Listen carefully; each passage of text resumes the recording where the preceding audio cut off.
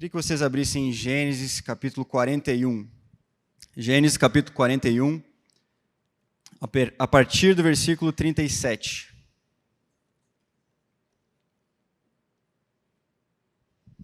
Diz o seguinte: O conselho agradou a Faraó e a todos os seus oficiais. Então Faraó perguntou aos seus oficiais: Será que poderíamos achar alguém melhor do que José, o homem em quem está o Espírito de Deus? Depois Faraó disse a José: Visto que Deus revelou tudo isso a você, não há ninguém tão ajuizado e sábio como você.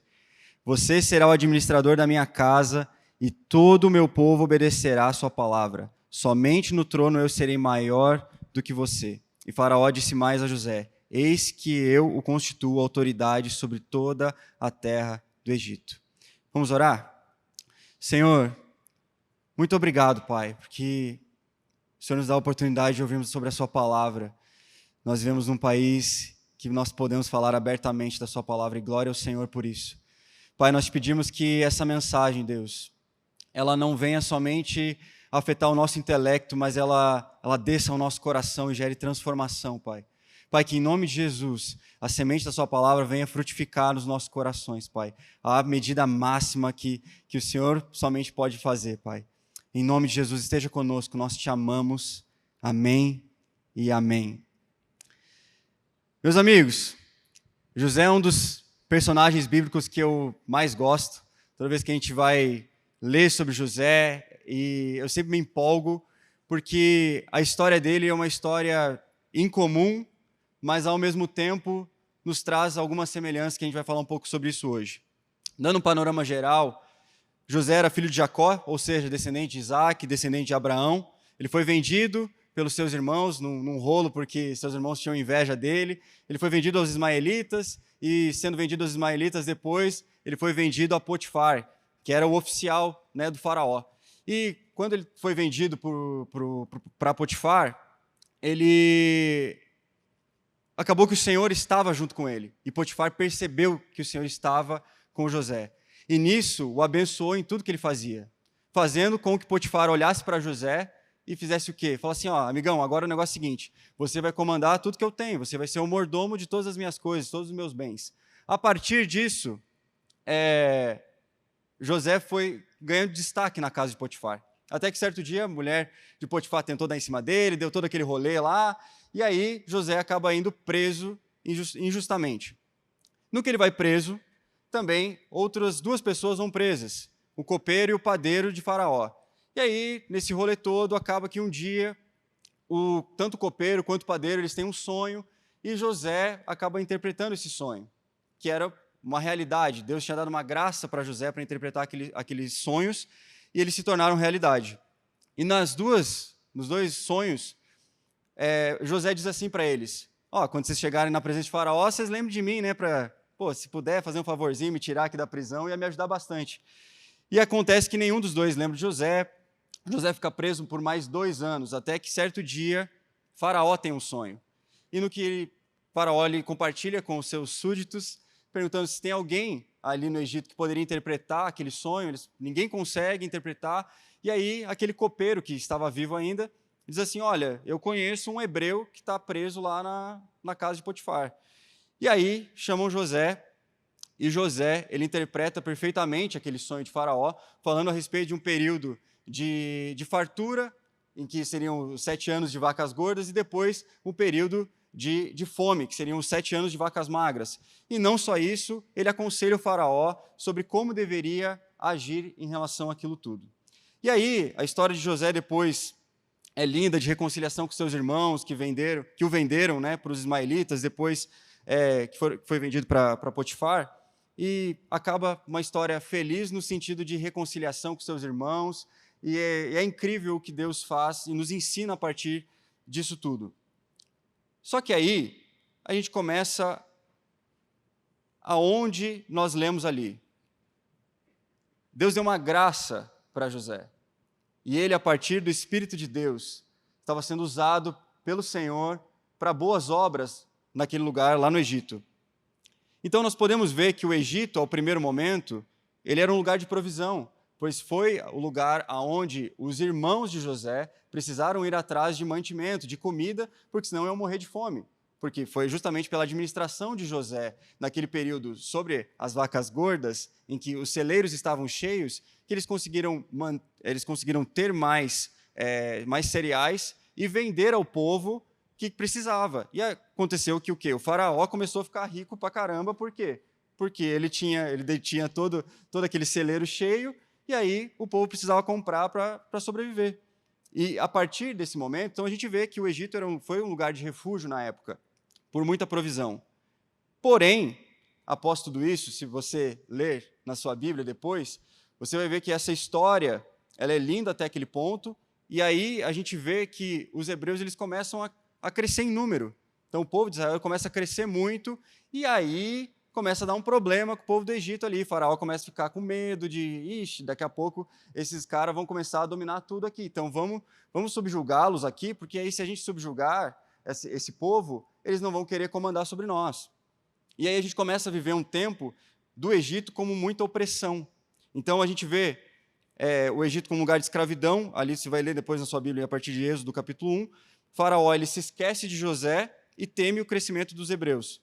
O povo ele vai passar 400 anos como escravos e isso culmina na necessidade de um êxodo, que aí é o continuar da história do Evangelho. Só que aí a gente também precisa prestar atenção num ponto, que é o Egito como símbolo de idolatria e ao mesmo tempo de tentação. Depois do êxodo ali, o Egito ele se torna um símbolo da antiga vida, da opressão e da tentação para voltar atrás.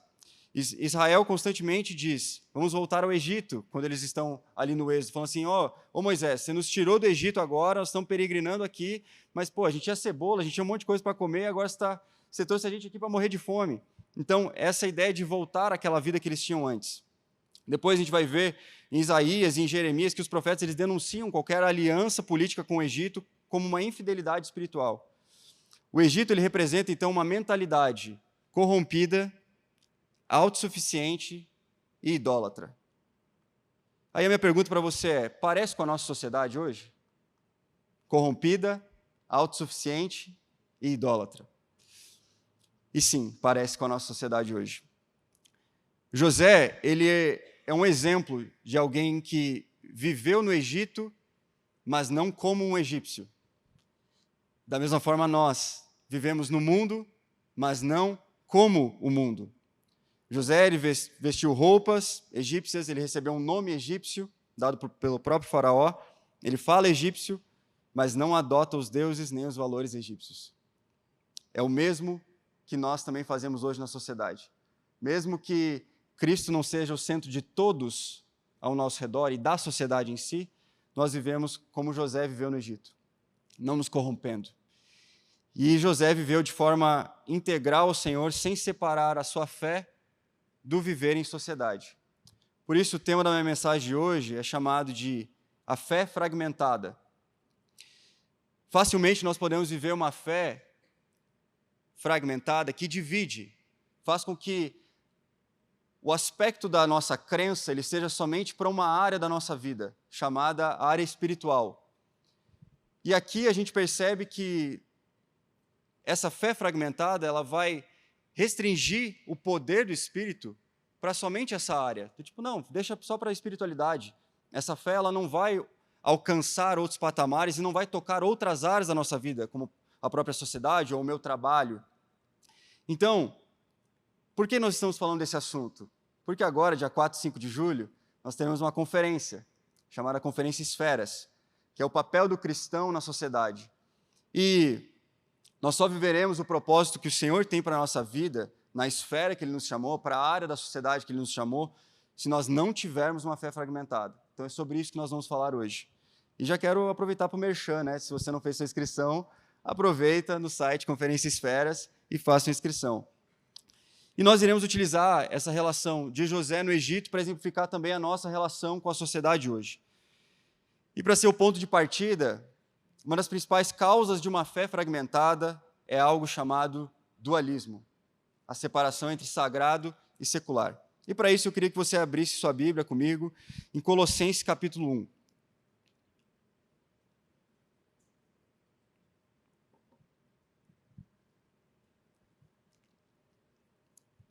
Colossenses capítulo 1, a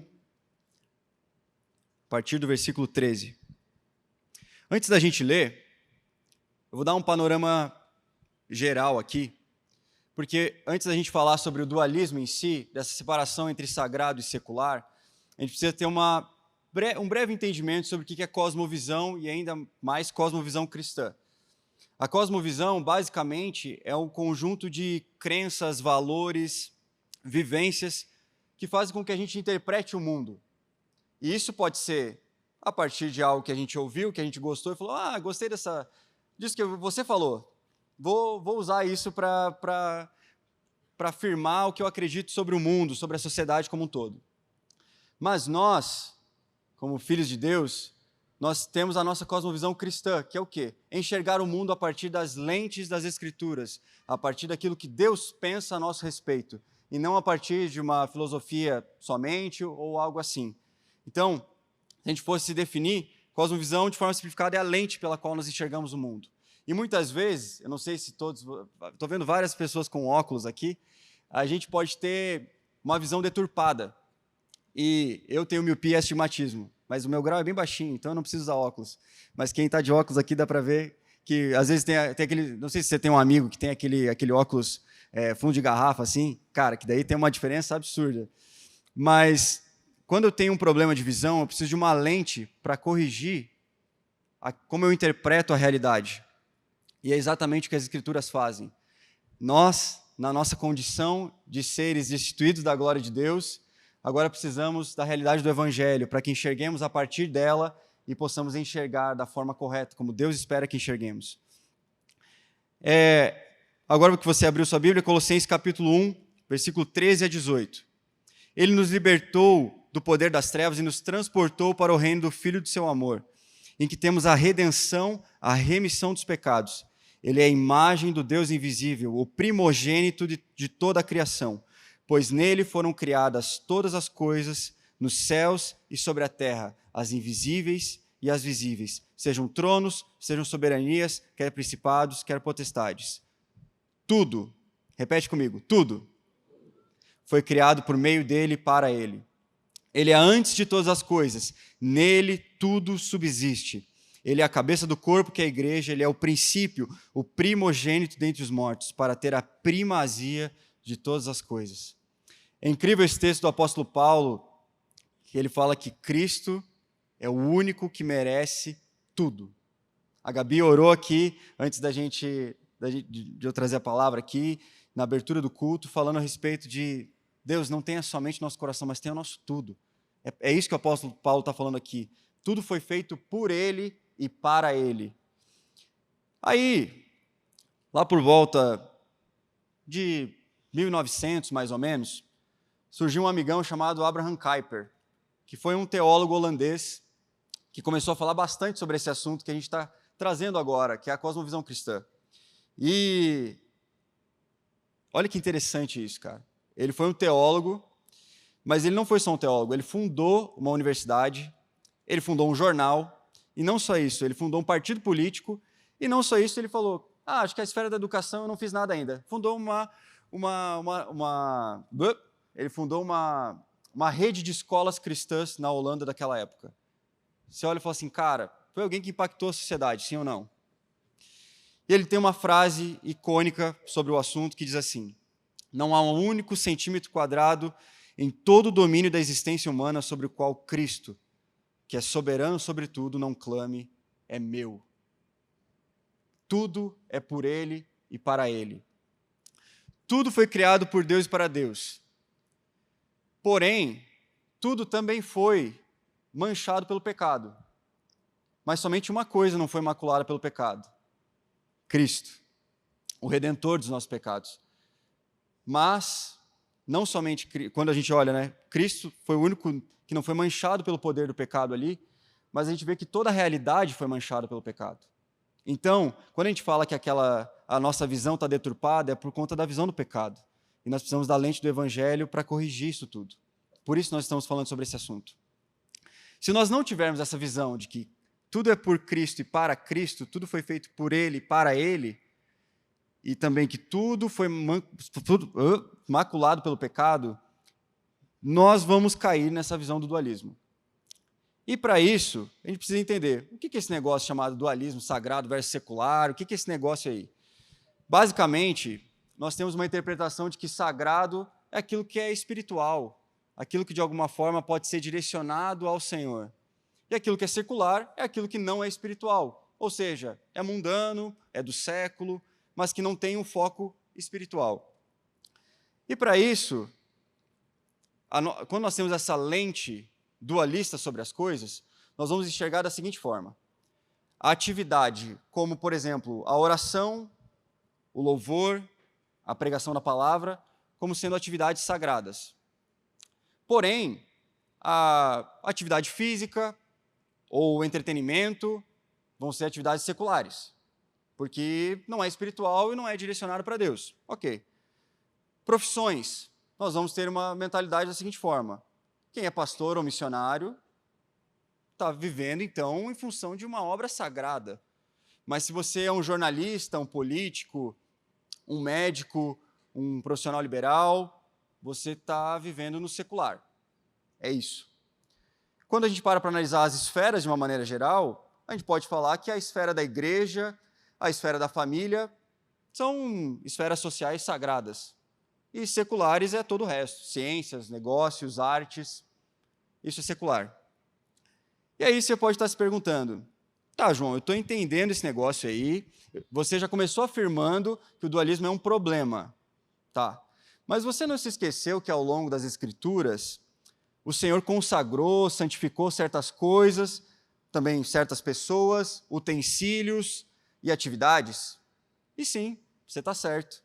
E para isso a gente vai falar um pouquinho sobre o assunto, que é a nossa correlação entre sagrado e com aquilo que é santo, e a nossa relação daquilo que é secular com aquilo que é profano. Quando a gente vai ler as Escrituras, em Gênesis capítulo 2, versículo 3, após Deus ter criado todas as coisas, a palavra de Deus diz que Ele as santificou.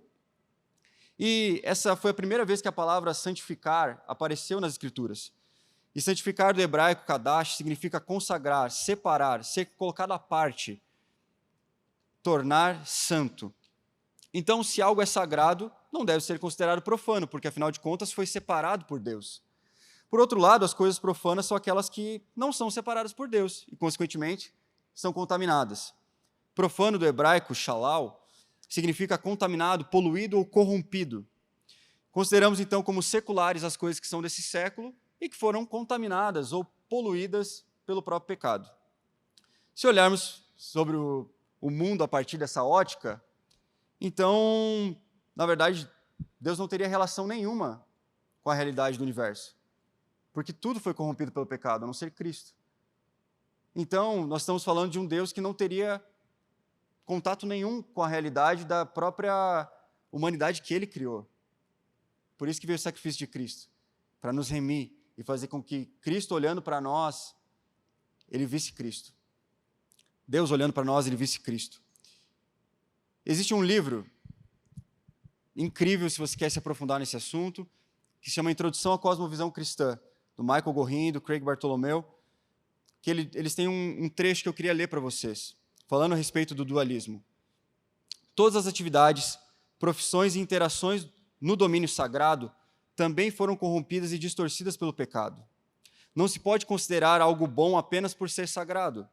Há cultos de baixa qualidade e orações egoístas, assim como pastores infiéis, missionários preguiçosos e igrejas disfuncionais, tudo necessitando da cura, do redirecionamento e do toque redentor de Deus. Deus criou todas as coisas para que encontrassem seu devido lugar em seu mundo muito bom. Tanto o que é sagrado quanto o que é secular foi manchado pelo pecado, e cada um pode e será purificado e restaurado para estar em conformidade com a vontade de Deus.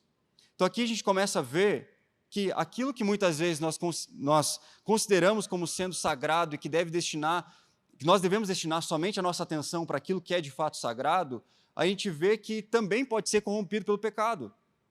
E aí você deve estar se perguntando, assim como eu me pergunto, tá, João, então como que a gente resolve essa parada? Porque se de um lado aquilo que é sagrado pode ser corrompido e aquilo que é secular eu já estava tentando ficar longe, como que a gente resolve isso aí? Primeiro, crendo em que tudo foi criado por Deus e para Deus, e que ao mesmo tempo foi manchado pelo pecado a não ser Cristo, que foi o que nós falamos. E, em segundo lugar, aplicando o que um autor que eu gosto muito, chamado A.W. Tozer, ele disse.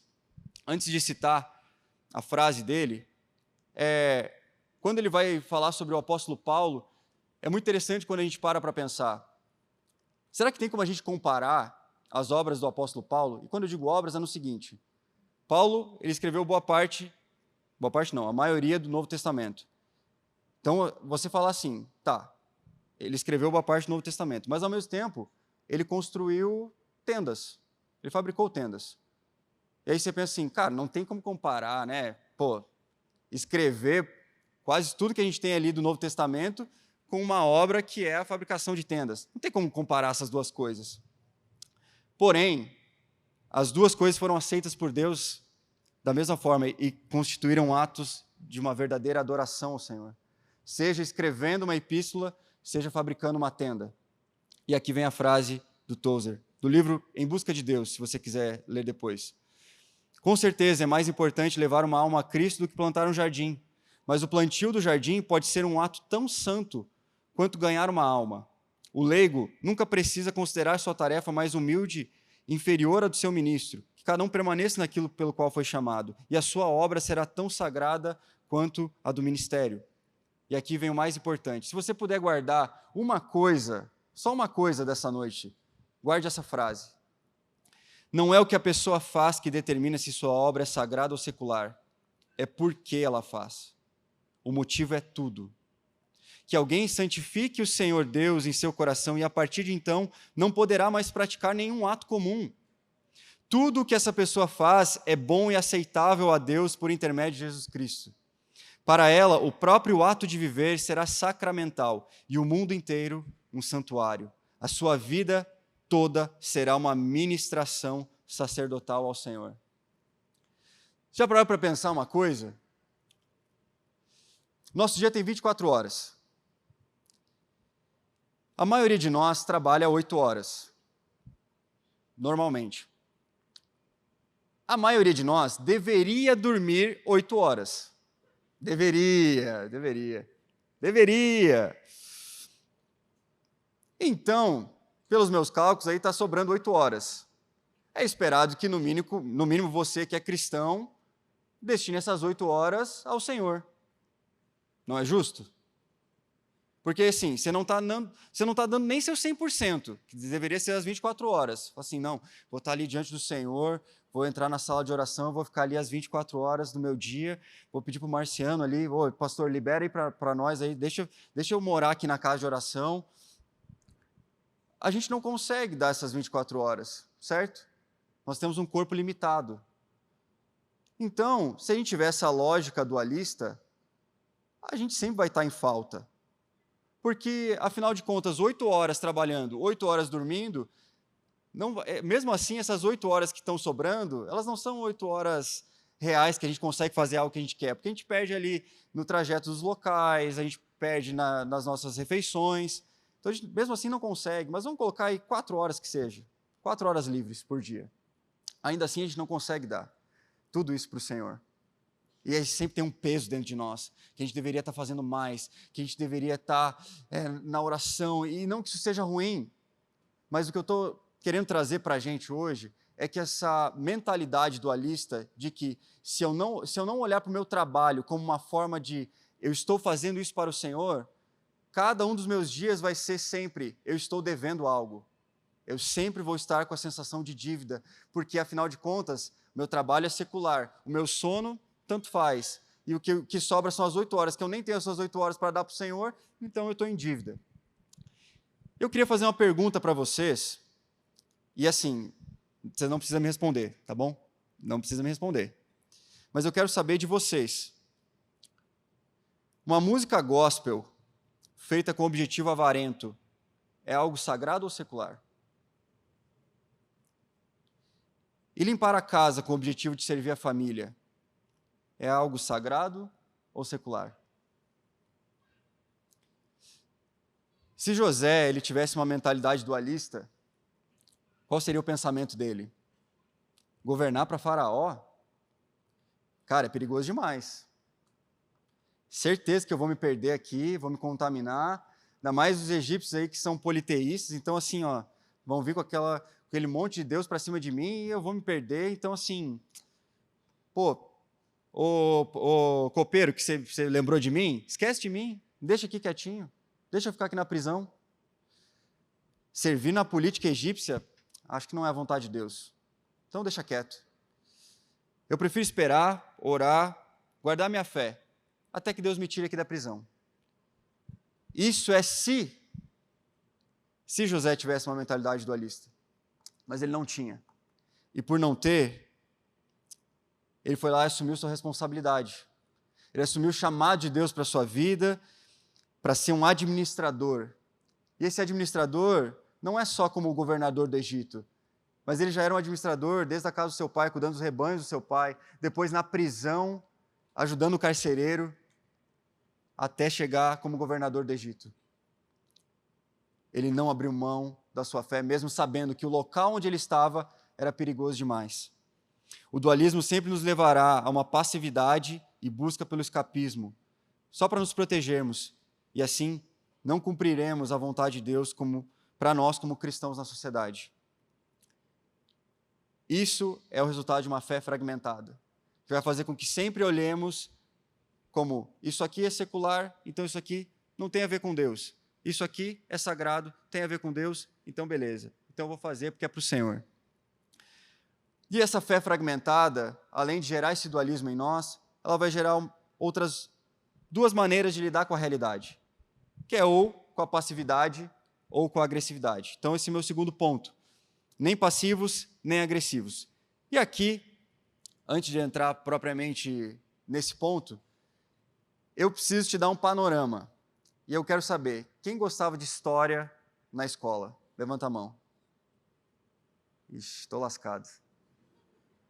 E matemática? Então, eu estou com história. Boa. História está ganhando. Aqui a gente começa a gente precisa ter uma noção do que é o evangelho na vida pública. O evangelho como o poder de Deus na sociedade. Quando a gente vai lendo as Escrituras, a gente vê, após Cristo, ele subir aos céus, o Espírito Santo descer, veio Pentecostes, veio a primeira pregação de Pedro, a igreja começa, de fato, a gente tem um período de muita perseguição da igreja de Jesus, até chegar o ano de 313 depois de Cristo, que foi quando veio um amigão chamado Constantino, que foi um imperador romano, que ele pôs fim à perseguição dos cristãos, a partir do Édito de Milão. E a igreja ela passa a influenciar a arte, a política, a economia. Até então, não tinha poder de influência nenhum, porque, afinal de contas, os cristãos estavam tentando sobreviver, irmão. Como é que é influenciar a arte ou política? Eu estou lutando para viver, então, assim, não tinha como. Mas depois desse imperador romano, a igreja começa a influenciar essas áreas da sociedade. E aí passado um tempo, ela alcançando esse lugar na sociedade, infelizmente, ela acaba perdendo um pouco da sua essência. O que eu quero dizer com isso? Por essa mistura entre a fé e o poder, a igreja acaba perdendo um pouco a ideia de não se conformar com este século. E ela acaba se conformando com os padrões deste mundo. E ela se torna parte de um sistema dominante. Depois, a gente entra na Idade Média, ali do século V até o século XV. A igreja ela domina a cultura europeia e ela gera frutos positivos. Mas no século XII, começa uma tensão entre fé e razão, porque surgem traduções de alguns escritos de Aristóteles. E aí, essa razão como algo filosófico, o que seria isso? Seria a capacidade lógica, sistemática de pensar. Ela começa a ganhar espaço e a fé ela vai perdendo o seu valor para as pessoas. Depois vem o Renascimento, a partir do século XVI, e aí entra o humanismo, que é o homem como centro de todas as coisas. E aí há uma reação ao autoritarismo da igreja, do tipo, vocês estão falando que a igreja, então, é tudo, em todos, mas assim, não é não, porque agora é o ser humano, vamos olhar para o ser humano. E aí, ainda existe uma estrutura principal, que é a igreja como a estrutura cultural da sociedade, mas, ao mesmo tempo, o humanismo vai ganhando esse espaço, até vir a Reforma Protestante. em 1517, que resgata esses aspectos da cosmovisão bíblica para a sociedade. Só que aí, meus amigos, aí tem um problema. A partir do século 17 e 18, vem o iluminismo e a modernidade. E aí é onde o iluminismo ele começa a promover a razão, a ciência, o progresso, ditando como essa sendo a única verdade e a fé sendo escanteada. Então a igreja ela perde espaço, a palavra de Deus ela é escanteada e somente para somente trabalhar aspectos espirituais. Então, assim, se você quer trabalhar a sua fé, vai lá para a sua igreja, mas fica lá de boinha, isso não vai ter influência nenhuma para a sociedade, porque agora nós temos a verdade. E a verdade, ela vem a partir do pensar filosófico, vem a partir da ciência, e nós vamos ficar com isso. Isso é progresso. E o que vocês estão acreditando é regresso, não tem mais. E aí, a fé vai para a esfera privada, ou seja, unicamente para o aspecto que você crê naquilo que você quiser. Depois, aí a razão e a ciência como sendo a esfera pública. E aí chegamos na pós-modernidade, a partir do século XX em diante. E essa razão ela começa a ser questionada, porque aí nós temos o contexto de 2 guerras mundiais. Tipo, a gente estava falando que esse pensar lógico, sistemático ia nos levar à verdade. E a ciência ia nos levar ao progresso. E aí vem 2 guerras que acabam com boa parte da humanidade ali, e aí começa a vir o questionamento.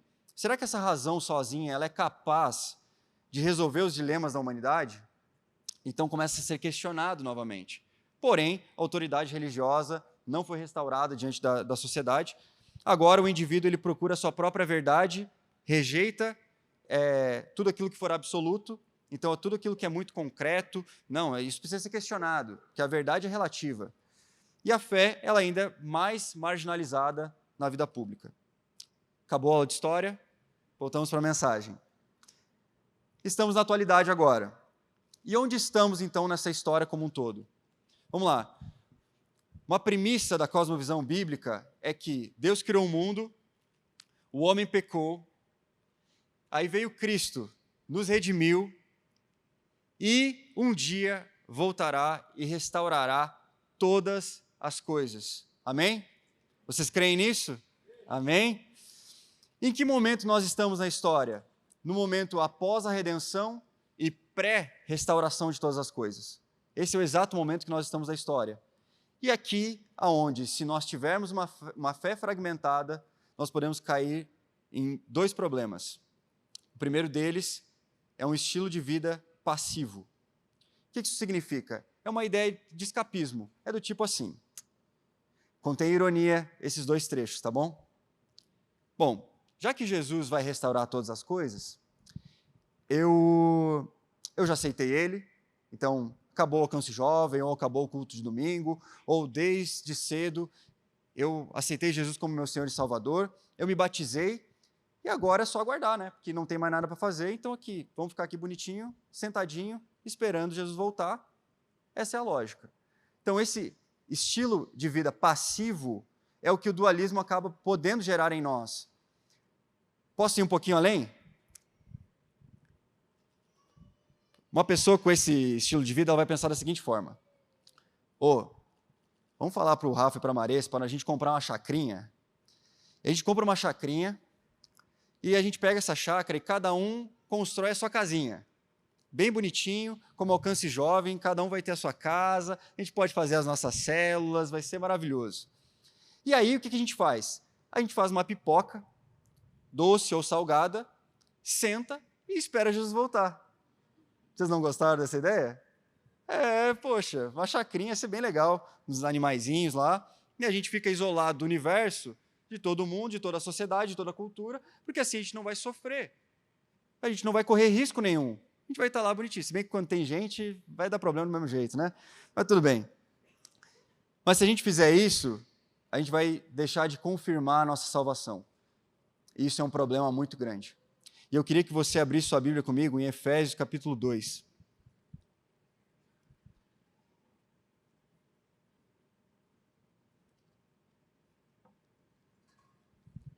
Efésios capítulo 2, a partir do versículo 8. Porque pela graça vocês são salvos mediante a fé. E isto não vem de vocês, é dom de Deus, não de obras para que ninguém se glorie, pois somos feitura dele, criados em Cristo Jesus para boas obras. Repete comigo, para boas obras.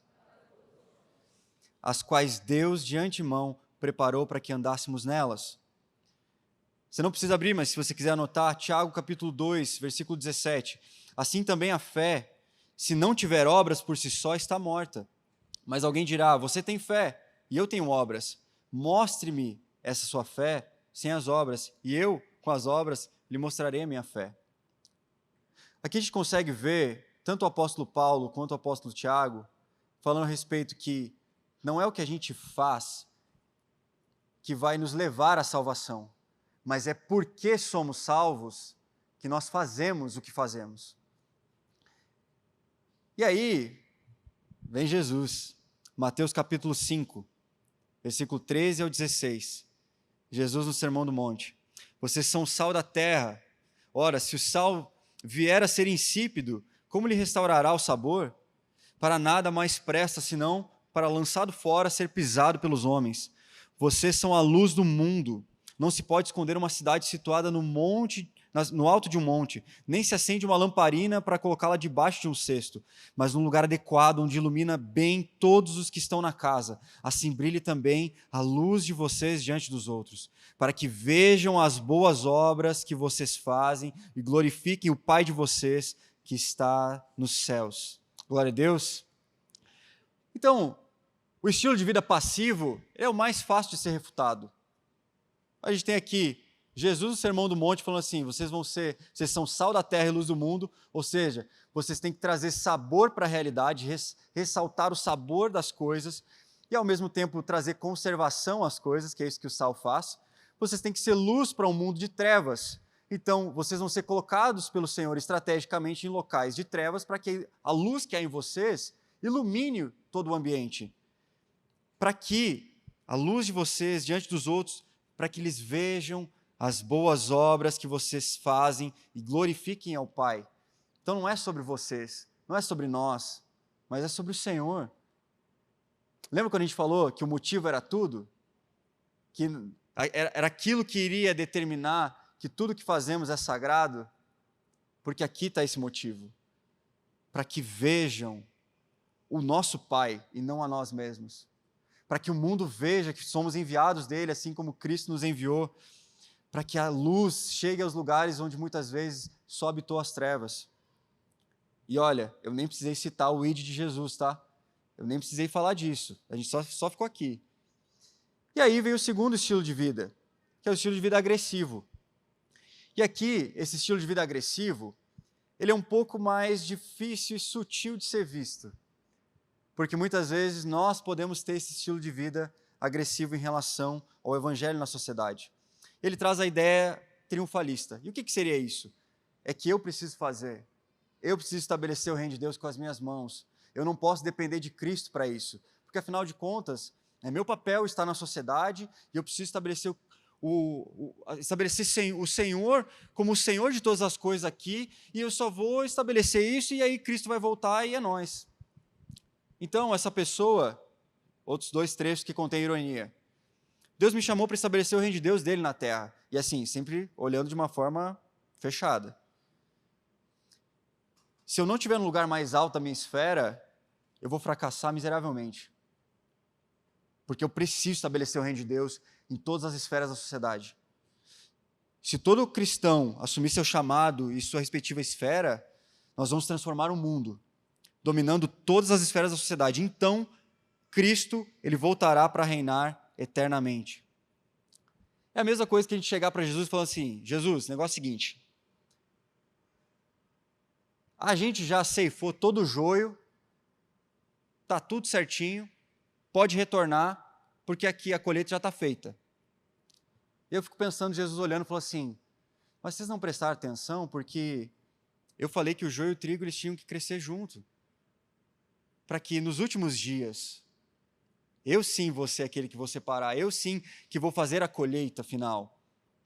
Só que muitas vezes, com essa visão triunfalista, a gente vai olhar para que, não, deixa com a gente vai fazer tudo, tudo é com a gente, e a gente vai anular a primazia de Cristo, de restaurar todas as coisas. Esse é o problema do triunfalismo. E para isso, Temos dois textos aqui, Apocalipse 21, 4 e 5. Ele lhes enxugará dos olhos toda lágrima, e já não existirá mais morte, já não haverá luto nem pranto, nem dor, porque as primeiras coisas já passaram. E aquele que estava sentado no trono disse: Eis que faço nova todas as coisas. Da mesma forma, a gente tem a mãe de Tiago e João chegando para Jesus e falando assim: Jesus, o negócio é o seguinte, tem como você colocar meus filhos assentados aí num lugar legal, assim, um do lado da sua direita e outro da sua esquerda? Aí Jesus vai lá e fala assim, Mateus 20, 25. Então Jesus, chamando-os para junto de si, disse: Vocês sabem que os governadores dos povos os dominam e que os maiorais exercem autoridade sobre eles. Mas entre vocês não será assim. Pelo contrário, quem quiser tornar-se grande entre vocês, que se coloque a serviço dos outros. E quem quiser ser o primeiro entre vocês, que seja servo de vocês, tal como o Filho do Homem, que não veio para ser servido, mas para servir e dar a sua vida em resgate de muitos. A gente não tem nenhuma evidência do quão profundo o Evangelho ele vai restaurar e penetrar nas áreas da sociedade. A gente não tem nenhuma evidência clara sobre isso. Mas é nossa responsabilidade nós fazermos com que algo do reino de Deus se torne visível às pessoas. E a partir do nosso coração, das nossas ações, das nossas palavras, da nossa vida revelada no dia a dia, na sociedade, esse algo do reino de Deus vai ser iluminado e vai poder penetrar na sociedade. José ele não foi escapista, ele não foi passivo nem omisso. Ele poderia ter se fechado, se escondido, mas em nenhum momento ele fez isso. Ele esteve no lugar certo, na hora certa, sendo usado por Deus. Mas ele também não foi triunfalista, porque ele poderia ter falado assim, olha, esses egípcios aqui são politeístas, eu vou impor minha fé sobre eles, eles vão ter que acreditar no meu Deus e ponto final. Vai ser assim agora. E usar a sua autoridade, que agora é governador do Egito, ele podia estar se achando o cara. Pô, agora, então o Egito vai ser cristão para sempre. Ou santificar o Egito à força, querendo torná-lo uma nação cristã. Mas ele não fez isso. Ele humildemente administrou a casa de Potifar. Na prisão se envolveu com outros presos e usou seus dons. Diante de Faraó se posicionou com sabedoria e temor ao Senhor. Continuou servindo com humildade, mesmo com poder. Usou de sua influência para salvar vidas e não para controlar e dominar. Reconheceu que tudo aquilo era plano de Deus e não sobre ele mesmo. Nós somos cristãos numa sociedade não cristã. E cada um de nós foi comissionado a refletir Cristo através da sua vida, chamado, vocação, serviço, ações, palavras. João, você está querendo me dizer o seguinte, eu já entendi que uma fé fragmentada ela tem como base esse dualismo, então, que eu tenho que dividir sagrado e secular. E que nós podemos ter a tendência de sermos passivos ou agressivos. Beleza, entendi tudo isso. Mas você podia falar para nós, então, o que Deus espera de nós? E aí o meu terceiro ponto. O que Deus espera de nós? Eu queria que você abrisse, por favor, 1 Coríntios capítulo 4.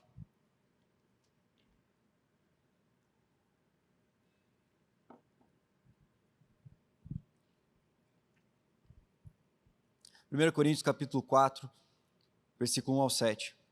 1 ao 7, perdão. Não sei qual que eu coloquei aqui.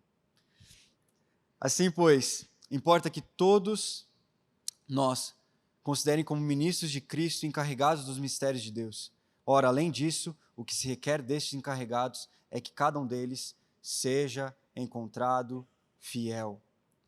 Nesse contexto, o apóstolo Paulo estava resolvendo um BO na igreja de Corinto, em que estavam dizendo assim, nós somos de Apolo, nós somos de Cefas, nós somos de Paulo. Ele está falando assim, galera, não interessa isso, não interessa de quem que você é, o que interessa é que nós agora, Apolo, Cefas e eu, nós sejamos encontrados fiéis. Na mesma medida, cada um de nós, na esfera onde o Senhor te colocou, que o Senhor possa olhar para você e falar assim, servo bom e fiel.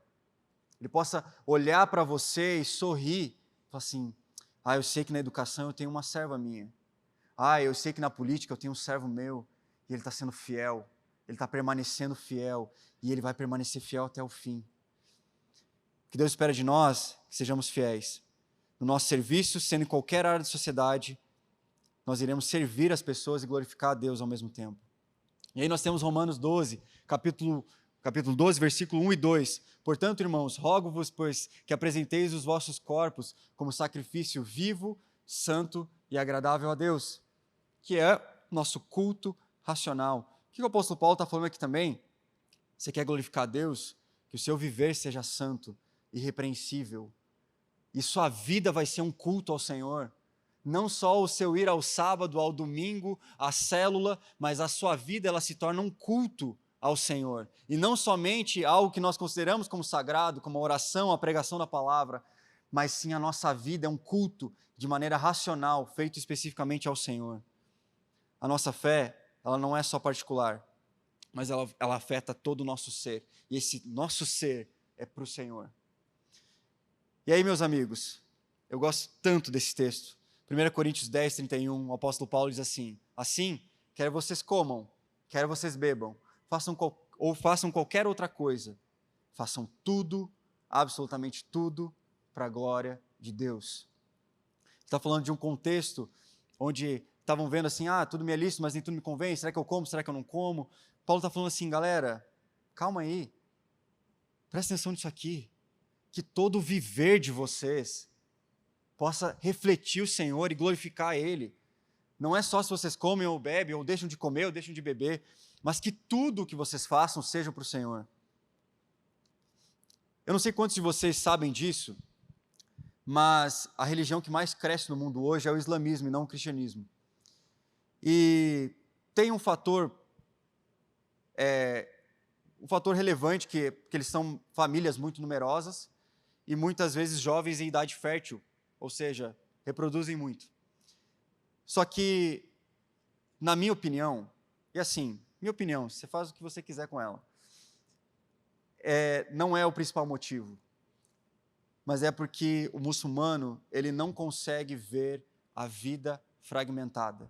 Ele não consegue pegar a sua fé e falar assim, não, isso aqui é só um aspecto da minha vida que está lá separado para as minhas orações e para o meu culto de domingo ou para o meu culto de sábado. Ele não consegue ver isso. Ele consegue ver a fé, no caso para eles, no Alcorão, como algo integral. Eles dão a vida por isso. E nós? Será que a gente consegue ter o mesmo nível de entrega? Uma vez, Lutero ele foi questionado por um sapateiro, em que o sapateiro queria servir o Senhor, ele perguntou, Lutero, como que eu posso fazer mais por Deus? E aí talvez ele estivesse esperando assim, se torne um líder religioso, um pastor, faça alguma coisa nesse sentido, prega o evangelho. E aí Lutero vira para ele e fala assim, faça um bom sapato e venda por um preço justo. Você vai estar glorificando a Deus em tudo que você faz dessa forma. Você não precisa estar no ministério de forma integral, mas que aquilo que o Senhor entregar na sua mão, faça com todo o coração, que a sua obra glorifique ao Pai. E queria já encaminhando para o fim, citei vários livros hoje, você pode ler tanto do Tozer quanto aquele de Cosmovisão. Se quiser ler esse também, Como Integrar Fé e Trabalho, do Tim Keller, eu queria ler uma frase para vocês. Por intermédio do nosso trabalho, colocamos ordem no caos. Criamos novos entes, utilizamos os padrões da criação e construímos a comunidade humana. Logo, seja unindo genes, realizando cirurgia no cérebro, limpando entulho ou pintando um quadro, nosso trabalho ajuda a desenvolver, a manter ou reparar a estrutura do mundo. Dessa maneira, integramos nosso trabalho à obra de Deus. Deus, Ele está restaurando todas as coisas. E Ele restaurará todas as coisas. E aí, nesse momento, ainda que o nosso papel seja de restauração incompleta, o Senhor nos chama de maneira ativa a fazer parte daquilo que Ele está fazendo. Nem passivos, nem agressivos, e sim servos por amor, chamados a glorificar a Deus em tudo o que fazemos e como fazemos. Você pode ficar de pé?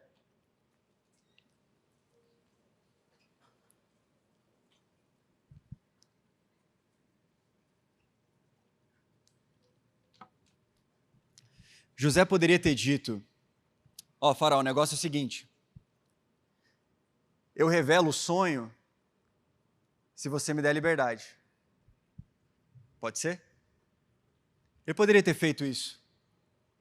Ele também poderia ter negociado essa liberdade antes de ter dado os conselhos após ter revelado o sonho. Falou assim, ó, já que eu revelei agora o sonho, me deixe dar, eu tenho conselhos sábios para você, mas vamos negociar aqui. Mas José, ele decidiu ser fiel ao seu Deus e servir integralmente ao seu Deus, com tudo que ele tinha. E deixa eu te falar uma coisa, o Rafa, toda vez que ele tem falado agora sobre a conferência, ele tem falado sobre um dado que foi feito de uma pesquisa lá nos Estados Unidos, falando que em torno de 3% de todos os cristãos vão estar no ministério de forma integral, servindo ao Senhor em tempo completo, seja como um pastor, como um missionário. E talvez para você até o dia de hoje, foi algo que você olhou e falou assim, cara, como eu queria poder viver esse ministério de forma integral, porque assim eu posso dar mais para Deus. Porque assim eu posso pegar aquelas minhas 8 horas de trabalho, que a gente falou antes, e eu posso destinar totalmente ao Senhor, porque agora não vai ter mais nenhum impedimento. Vou pegar tudo que eu tenho e agora vou até fazer vigília, nem vou dormir mais, mas tudo que eu tenho é para o Senhor. E deixa eu te falar uma coisa, talvez você não foi chamado ao ministério de forma integral, mas uma coisa eu tenho certeza absoluta, que todos vocês, inclusive eu, fomos chamados para sermos integralmente ao Senhor. Todos nós, sem exceções, fomos chamados a sermos integrais ao Senhor, com tudo que temos e somos a Ele e por Ele. E dessa forma a gente jamais vai ter uma fé fragmentada, porque a gente sempre vai olhar como o Senhor está aqui, é o tudo que eu tenho. Não é somente um aspecto da minha vida, mas é o meu tudo. Não é só a minha cognição, não é só o meu trabalho no dia a dia, mas é tudo que eu tenho. Eu queria que, nesse momento, você se colocasse diante de Deus. Você avaliasse o seu coração, porque a gente falou sobre várias coisas. Eu sei que a pregação de hoje ela foi um pouco mais aula do que pregação, mas eu não podia deixar de citar tudo isso que a gente falou. Porque eu creio que Deus está nos levando a um lugar em que, se nós não tivermos o entendimento sobre essas coisas, nós sempre ficaremos aquém daquilo que Ele quer fazer. E se nós cremos realmente que, a partir também dessa conferência, o Senhor vai despertar a nossa geração e nós, como Alcance Jovem, a estarmos não somente aqui, nas 4 paredes da igreja, mas do lado de fora, atingindo todas as áreas da sociedade, influenciando com o nosso coração, servindo as pessoas com tudo que nós temos, só assim a gente vai conseguir ser fiel mesmo àquilo que o Senhor tem colocado diante de nós. Se nós ficarmos com a expectativa de que eu preciso estar aqui no integral, porque se eu não estiver no ministério integral, o Senhor está frustrado comigo. E Deus não está frustrado. Se tem uma coisa que Deus não está, é frustrado. Então eu queria que nesse momento, você fechasse seus olhos, você curvasse sua cabeça. Eu queria que você ficasse à vontade nesse momento. Se em algum momento dessa mensagem, você falou assim, Deus, eu tenho olhado para as minhas atividades e eu não tenho conseguido fazer as minhas atividades do dia a dia para o Senhor, pegando o meu ordinário e falando assim, Deus, mesmo que eu esteja lavando uma roupa, lavando uma louça, limpando a minha casa, escutando uma música, dirigindo ao trabalho, eu não tenho feito isso para o Senhor, porque eu sempre considerei até então um ato que eu não poderia fazer para o Senhor. Mas Deus, eu quero me arrepender disso, porque eu quero que o Senhor tenha meu tudo de verdade. Eu quero que o Senhor olhe para mim e nos meus atos mais simples, como estiver em casa, ajudando minha família, ajudando um almoço de domingo, que isso seja pelo Senhor e para o Senhor. Afinal de contas, tudo foi feito por Ti e para Ti, então deixa eu retornar essas atividades simples do ordinário ao Senhor. Se em algum momento você se olhou nessa mensagem como alguém que tem sido passivo em relação à mensagem do Evangelho na sociedade, e você quer se arrepender disso, você quer, Deus, eu era esse cara que estava ali, tinha aceitado Jesus, me batizei, e estou aqui na cadeira, e eu só estou esperando você voltar para melhorar as coisas, porque eu não quero me envolver com aquilo que o Senhor está fazendo. Se isso de alguma forma tocou seu coração, que o Senhor nos leve ao arrependimento. Se da mesma forma você tem agido de uma forma agressiva, se você tem achado que você pode construir o reino, estabelecer o reino de Deus com as suas próprias mãos, sem depender do senhorio de Cristo e crendo que Ele vai sim restaurar todas as coisas, que o nosso papel é iniciar de maneira gradual e com coração de servo essa restauração, nós também precisamos de arrependimento. E se em algum momento você tem olhado para si e tem faltado em fidelidade ao Senhor e à missão dEle, e você olha para si mesmo e fala assim: Senhor, o Senhor não tem meu tudo, mas eu quero que você tenha o meu tudo. Eu quero que os meus dias sejam para Ti e por Ti. Eu queria que você fosse livre agora. Nós vamos orar. E você pode ficar no seu lugar, você pode ficar de pé, ficar sentado, sentar no chão, mas eu queria que a gente tivesse um momento que você se colocasse diante de Deus, e se existe algum arrependimento que precisa ser feito, que você faça isso agora. Você coloque seu coração diante de Deus e fala assim: Senhor, eis aqui o meu coração. Eu não quero mais viver uma fé fragmentada, que eu estou sempre destinando somente aquilo que eu já considerava como sagrado, dos meus cultos, das minhas orações, das minhas leituras, da célula no meio da semana. Mas, Senhor, eu quero te convidar a você fazer parte de tudo que eu faço.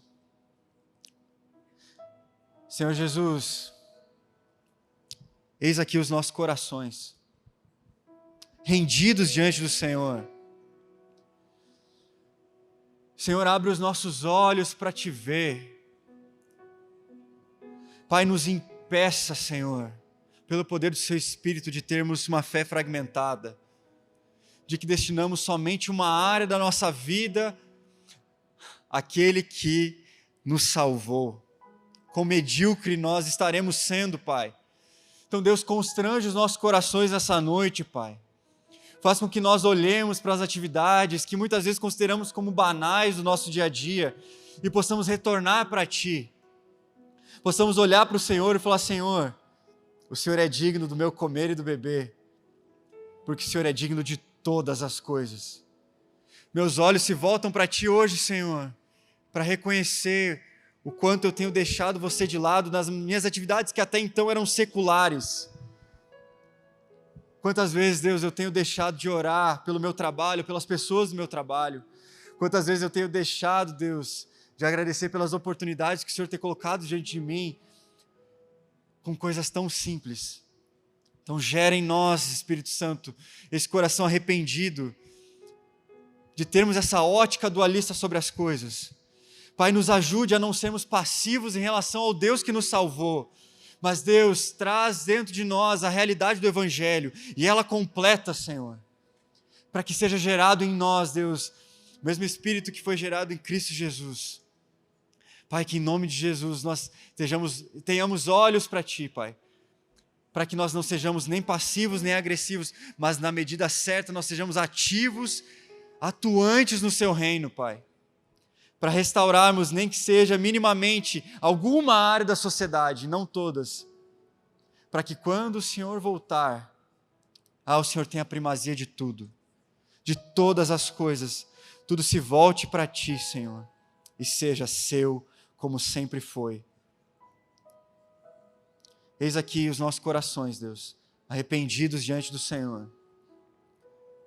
Abre os nossos olhos para as áreas da sociedade. Quantos de nós pensamos que poderíamos fazer mais pelo Senhor, estando no ministério de forma integral, Pai, que o Seu convite hoje, para sermos integralmente Seus, seja o que mais pese dentro de nós. Que no trabalho que nós estamos hoje, por mais que não gostemos tanto, Pai, ou que gostemos, possamos fazer com todo o nosso coração, por amor ao Senhor, para que glorifiquemos o Senhor, e isso, Pai, a maneira como nós agimos, venha falar sobre o Deus que nós amamos e servimos, e que isso toque a vida das pessoas. Faz com que nosso chamado, a nossa vocação, Deus, venha servir as pessoas ao nosso redor, Pai, e venha revelar uma face de Deus que talvez outras pessoas ainda não conheçam, através das artes, das ciências, dos negócios, da economia, Senhor, de todas as áreas da sociedade, da família, Senhor, da educação e até mesmo da igreja. Usa as nossas vidas com poder e com autoridade para a honra e glória do Seu nome. Em nome de Jesus. Amém. Amém. Você recebe essa palavra?